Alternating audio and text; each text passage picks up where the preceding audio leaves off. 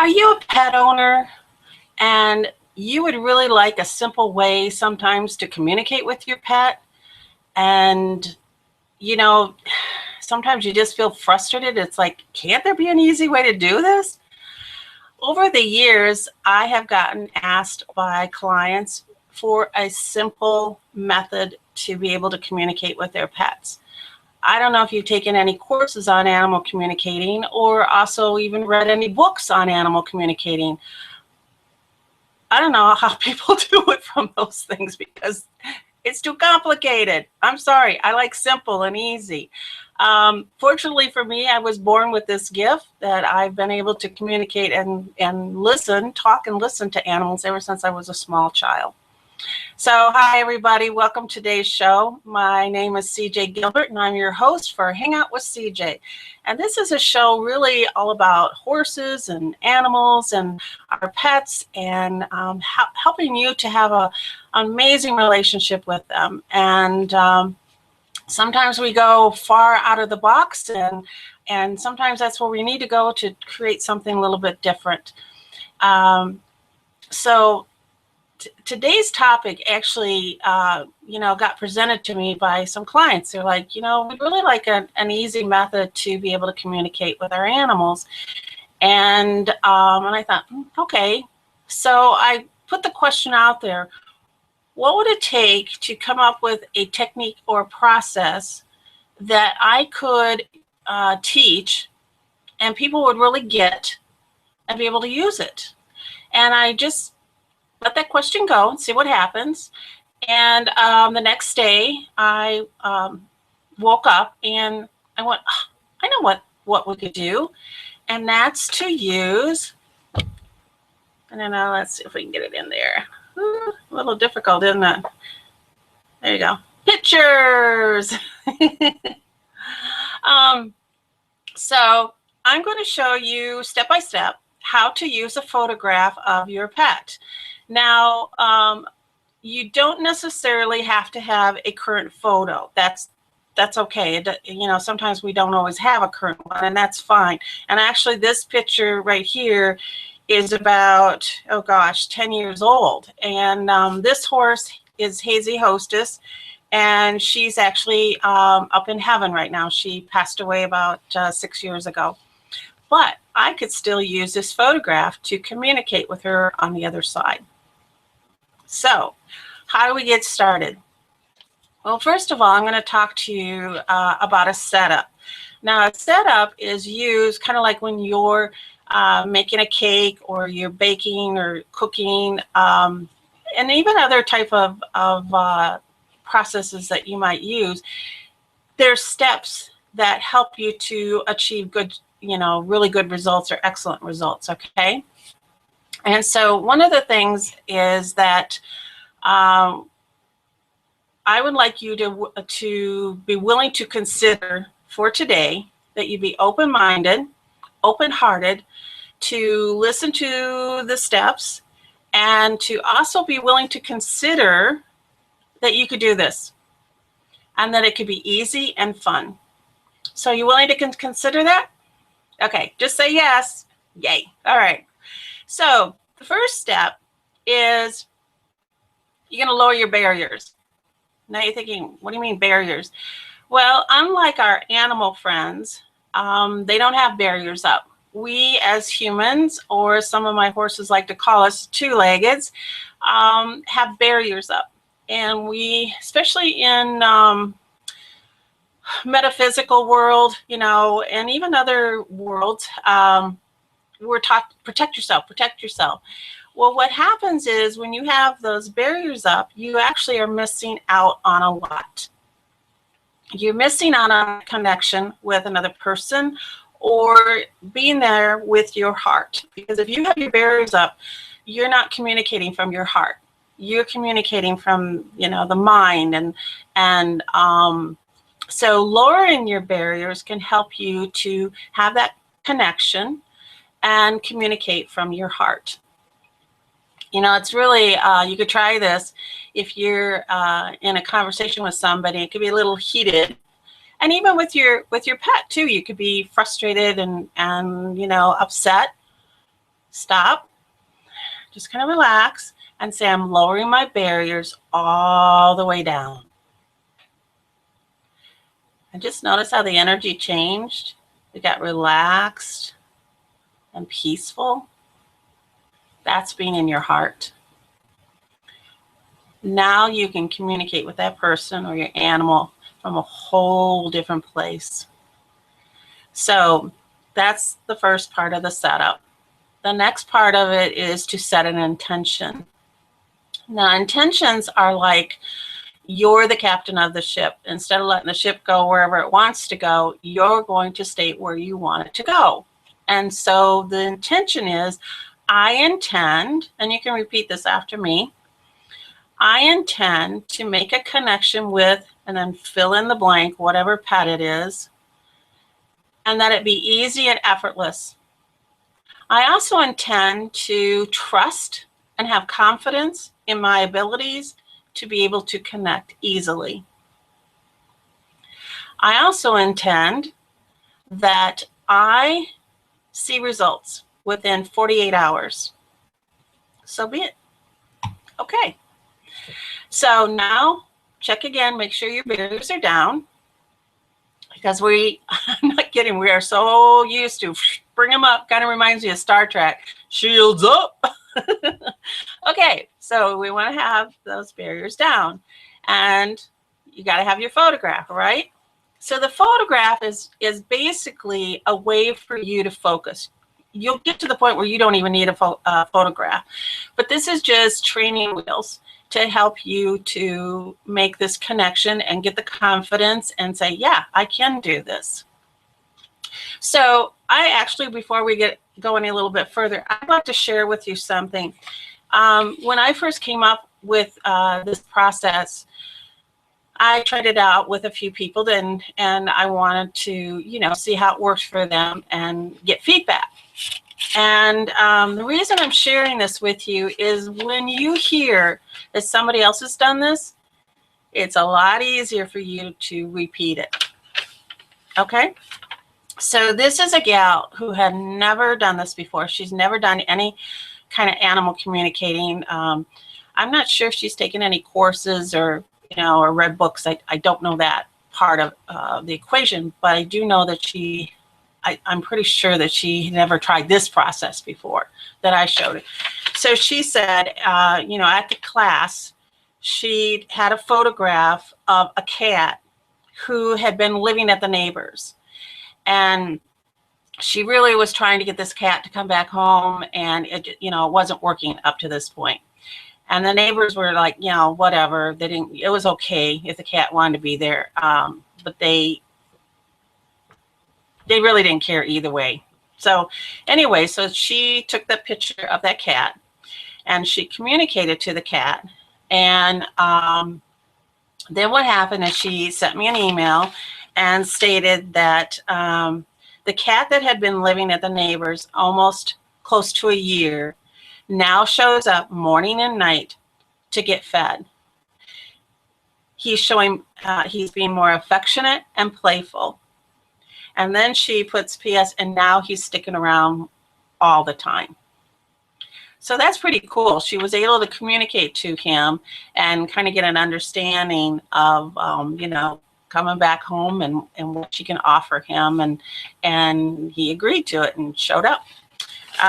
So another one I got, and actually this is kind of cool, is I just got this recently. She took this course, oh my gosh, 6 years ago maybe? It's been a while. So that's kind of interesting that here she sent me this email, this message after all this time. I just wanted to let you know, I am so grateful for the course with you. Merlin, who used to be dangerously naughty with the kitties, now sleeps with them and even protects the chickens when they fly the coop. A total transformation. Thanks so much. I think of you and the awesome work you've done every day as Merlin and I walk the chickens back to the coop. So there's another way that she continues to use this technique. Okay, so let's get back. So the first step was, lowering your barriers, setting those intentions, and be willing to consider that you can do this. Be willing to consider that this could be easy. Because really the only difference between someone who does animal communicating is one letter. One letter. You know what that letter is? T. I say I can do it, and you say I can't do it. That's all it is. It's just one letter. So we're just going to drop those beliefs, whatever past experiences, and just for now, be willing to consider that you can do this, okay? So you got your photograph, and now the next step is you're actually going to walk around.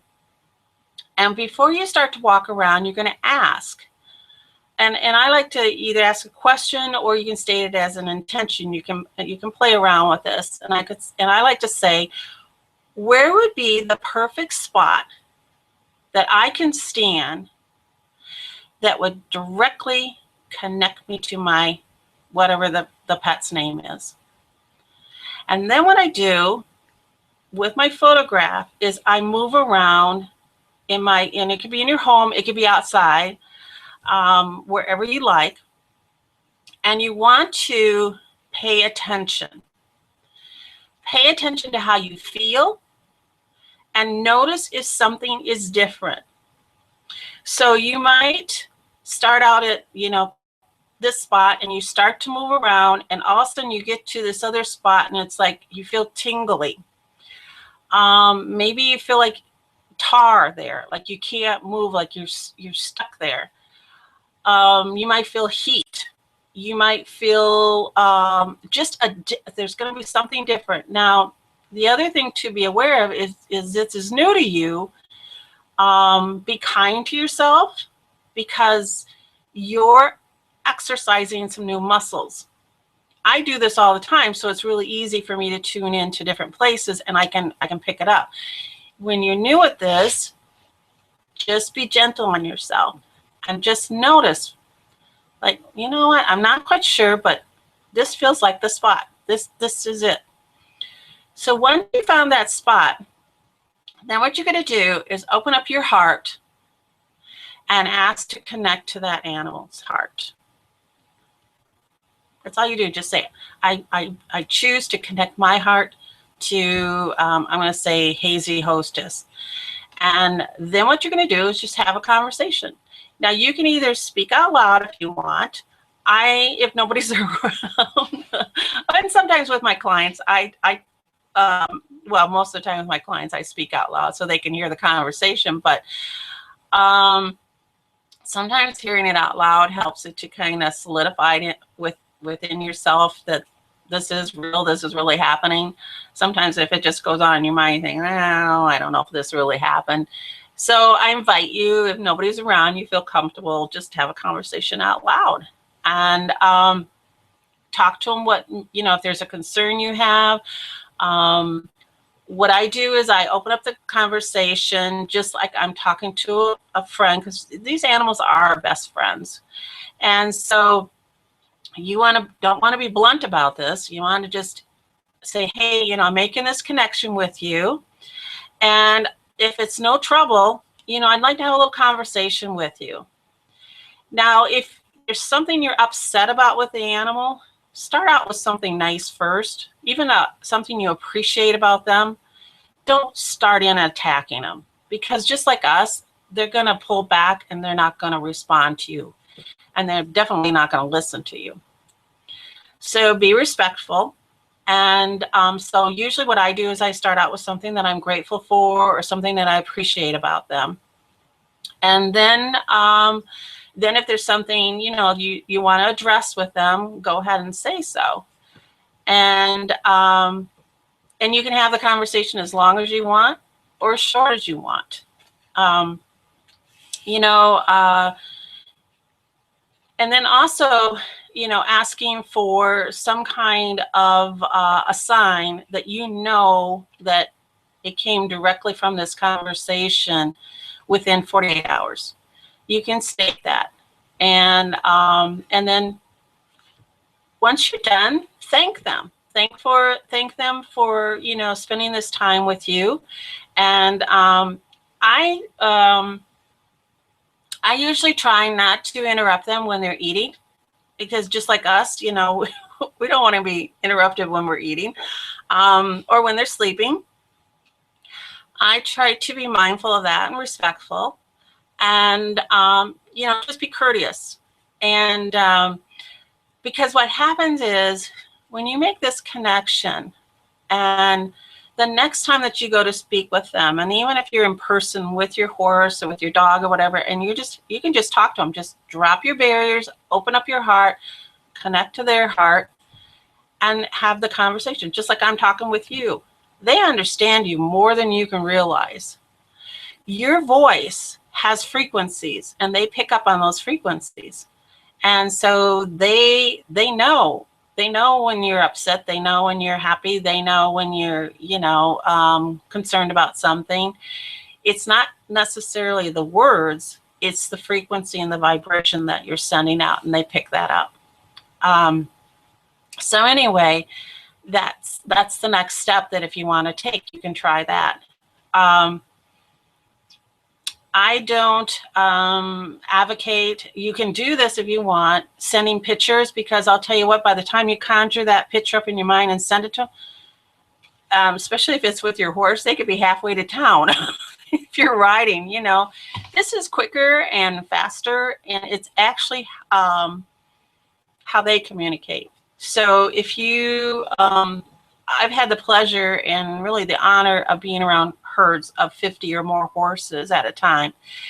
And these horses are connected, and they have to be. A herd has to be connected for survival. And so there'd be different horses that would be set up in different areas of the pasture. And those horses were almost like a lookout. Some people call them sentinels, you know, or guards.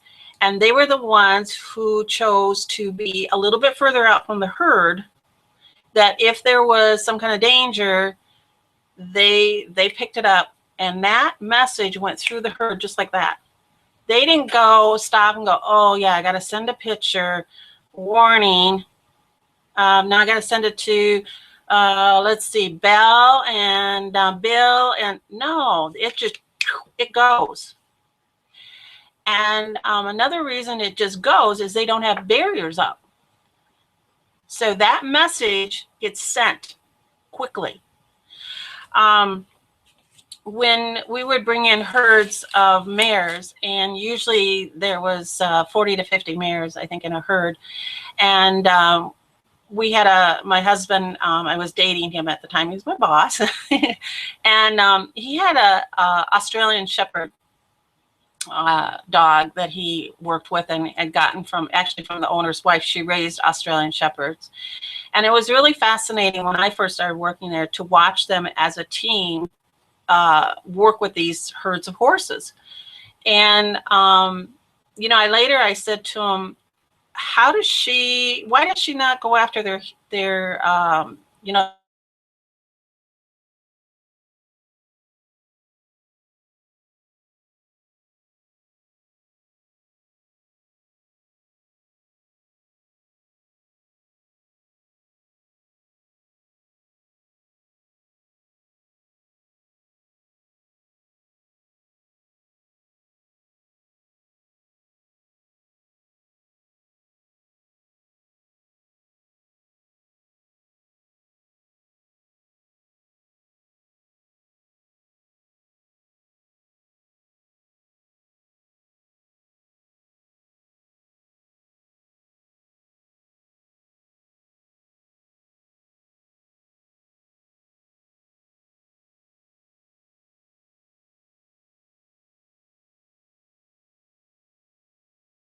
hopefully we're still going.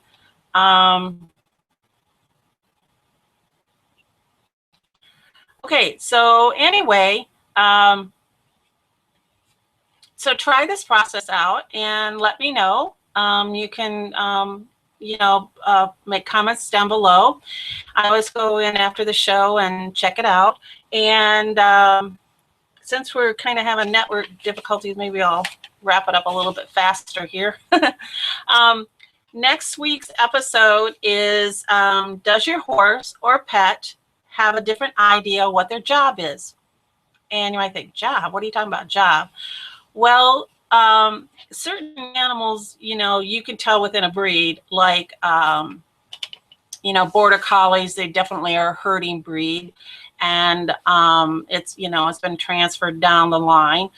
And even with horses, there's certain horses that are very affluent, you know, for jumping or for cutting and reining, you know, it's passed on down through the line. That's part of it, but there's also another big part of a job description. And so next week's episode, we're actually going to get into that and how you do this. I'll show you some tips and some techniques. And I'll also be sharing with you some fun stories that, you know, that I've experienced in my animal practice. And yeah, you really got to learn about job description. It's a good one. So anyway, let me recap today. You know, using a picture to communicate is pretty easy. Just remember the steps. You know, you can go back and watch this video several times. You can even write things down if that helps you to remember, and just play with it. Have fun. I think once we get kind of serious and think we got to know the answers, we got to, you know, then we're totally in our head and we're not in our hearts, and we're not able to connect with with our animals. Let's see, what else did I want to share with you? Oh, also I have a Google community hangout, and in there I share, you know, uplifting videos, and I invite you to, if you want to join the community. It's not just for animal owners, it could be really for anybody, because really I'm about, you know, uplifting and inspiring you to your goals, and of course your relationship with your animals. So anyway, like I said, the feedback that I've gotten so far has been very positive and very supporting and helping these owners in a variety of situations. And so try it out. And again, you know, post down below and let me know how it's going. I'd love to hear from you. Again, you're watching Hangout with CJ show.